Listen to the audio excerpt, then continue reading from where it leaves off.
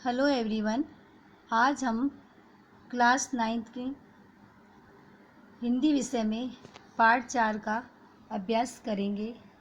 पाठ का नाम है कर्ण का जीवन दर्शन। इसके कवि हैं रामधारी सिंह दिनकर। इनका जन्म 1908 ईस्वी में और निधन सन 1974 ईस्वी में हुआ था। हिंदी के सुप्रसिद्ध कवि रामधारी सिंह दिनकर का जन्म बिहार के मुंगेर जिले के सिमरिया नामक गांव में एक किसान परिवार में हुआ था। उन्होंने प्रारंभिक शिक्षा मुंगेर तथा उच्च शिक्षा पटना से प्राप्त की थी।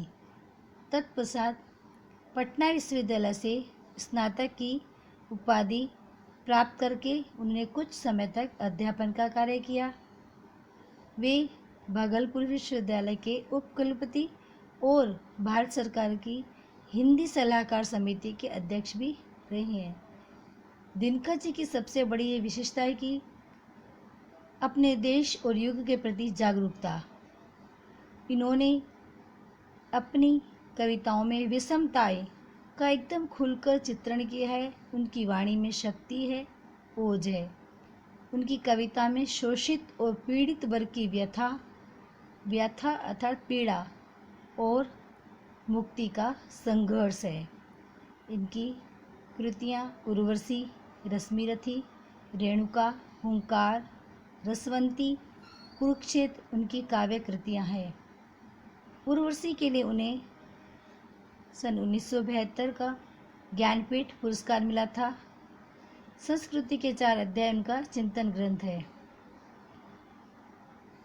प्रस्तुत खंड काव्य कर्ण का जीवन दर्शन एक खंड काव्य का अंश है, जो रश्मिरथी महारथी कर्ण के करुण किंतु भव्य जीवन की मीमांसा करने वाला खंड काव्य है। सारे अन्यायों को सहकर कर्ण जन्मजात महानता पर पुरुषार्थजन्य महानता की विजय चाहता है। अंत में जब पांडव श्रेष्ठ के रूप में सब कुछ प्राप्त करने का प्रलोभन सामने आता है, तब भी वह अविचलित रहता है। प्रलोभन यानी लालच, और अविचलित यानी कभी दूर नहीं हटना, विचलित नहीं होना। और जिसने आज तक साथ दिया है उस मित्र को किसी भी मोल पर छोड़ना नहीं चाहता। कृष्ण कर्ण को पांडवों के पक्ष में ले जाने के लिए उसे मिलते हैं। उस कथा प्रसंग से प्रस्तुत इस काव्य का अंश यहाँ लिया गया है। वैभव विलास की चाह नहीं, अपनी कोई परवाह नहीं, बस यही चाहता हूँ केवल, दान की देव सरिता निर्मल, करतल से झरती रहे सदा, निर्धन को भरती रहे सदा। कर्ण श्री कृष्ण से कहते हैं कि उसे धन दौलत और सांसारिक सुख भोगने की बिल्कुल भी इच्छा नहीं है। वह अपने जीवन की परवाह नहीं करता। उसकी तो बस यही इच्छा है कि उसके हाथों से दान की पवित्र नदी सदा बहती रहे और जो गरीब हैं, निर्धन हैं, उनको हमेशा सुखी बनाती रहे। तुच्छ है राज्य क्या है केशव, पाता क्या नर कर प्राप्त वैभव, चिंता प्रभुत अत्यल्प हास, कुछ चाकचक्य कुछ क्षण विलास, पर वह भी यही गंवाता है, कुछ साथ नहीं ले जाना है।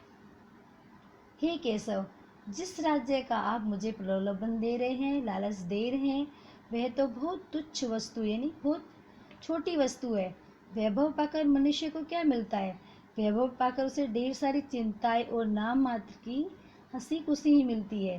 थोड़ी बहुत चमक दमक और थोड़े समय के लिए सुख उपभोग मिल जाता है, पर ये सारी चीज़ें उसे यहीं छोड़ देनी पड़ती है और खाली सा हाथ ही यहाँ से जाना पड़ता है।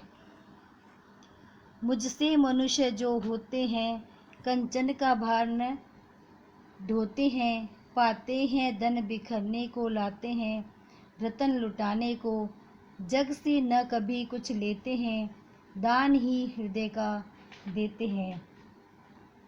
श्री कृष्ण कहते हैं कि हे कृष्ण, कर्ण श्री कृष्ण से कहते हैं यहाँ कि हे कृष्ण, उसके जैसे मनुष्य सोने का भार नहीं ढोते हैं, सुख वैभव का जीवन नहीं बिताते हैं। वे लोगों में बांटने के लिए धन की प्राप्ति करते हैं। उनकी बहुमूल्य जो कीमती वस्तुएं लोगों में बांट देने के लिए ही होती है। वे संसार से कभी कुछ नहीं लेते हैं, अपने हृदय का दान ही करते हैं और दुखियों पर हमेशा दया करते हैं। प्रासादों के कनकाब शिखर होते कबूतरों के ही घर, महलों में गरुड़ न होता है, कंचन पर कभी न सोता है, बसता वह कहीं पहाड़ों में, शैलों की फटी दरारों में। सोने जैसी चमक दमक वाले राजमहलों की चोटियाँ कबूतरों के ही घर बनती हैं। गरुड़ पक्षी कभी महल में नहीं सोता है, वह तो सोने के बिछौने पर नहीं सोता है, उसका निवास तो पहाड़ों में ही होता है। पहाड़ों की फटी दरारें ही उसका घर होती है। होकर समृद्धि सुख के अधीन, मानव होता नित्य क्षीण, सत्ता किरीट मणि में आसन, करते मनुष्य का तेज हरण, नर विभव हेतु ललचाता है, पर वही मनुष्य को खाता है। अर्थात धन दौलत के सुख का गुलाम बनकर, दास बनकर मनुष्य अपना तप तेज सब खो देता है। राजपद जो राज्य का पद है, मुकुट और मणियों से जड़े हुए सिंहासन मनुष्य के तेज को हर लेते हैं, उसे प्रभावहीन बना देते हैं। मनुष्य धन संपत्ति पाने के लिए हमेशा ललचाता रहता है, पर वही धन संपत्ति उसे नष्ट कर देती है, बर्बाद कर देती है। चांदनी पुष्प छाया में पल, नर गले बने सुमधुर कोमल, पर अमृत क्लेश का पिए बिना, आतप अंधड़ में जिए बिना, वह पुरुष नहीं कहला सकता, विद्नों को नहीं हिला सकता। अर्थात चांदनी और फूलों की छाया यानी बहुत जो सुख सुविधा, अति सुख सुविधा में पला हुआ मनुष्य सुंदर और कोमल भले हो जाता है, पर कष्टों का अमृत पिए अर्थात कष्टों को भोगे बिना, धूप और आंधी सहे बिना वह पुरुष कहला सकता है और न विघ्नों को, संकटों को पार कर सकता है। उड़ते जो झंझावातों में, पीते जो वारी प्रपातों में, सारा आकाश अयन जिनका, विष घर भुजंग भोजन जिनका, वे ही फणिबंध छुड़ाते हैं, धरती का हृदय जुड़ाते हैं। जो आंधी तूफानों में उड़ते हैं, प्रपात यानी झरने, झरने का पानी पीते हैं, सारा आकाश उनका घर है। विषैले विष से युक्त सांप ही उनका भोजन है। ऐसे गरुड़ ही सांप के बंधन से छुटकारा दिलाते हैं और धरती की हृदय को ठंडक पहुंचाते हैं। मैं गरुड़ कृष्ण, मैं पक्षी राज, सिर पर न चाहिए मुझे ताज, दुर्योधन पर है विपद घोर, सकता न किसी विष उसे छोड़, रणखेत पाटना है मुझको, अहिपास काटना है मुझको। अर्थात हे कृष्ण, मैं ऐसा ही एक गरुड़ पक्षी हूँ, मुझे अपने सिर पर मुकुट नहीं चाहिए। इस समय दुर्योधन भयंकर संकट में, विपत्ति में फंसा हुआ है, मैं किसी भी तरह उसे छोड़ नहीं सकता।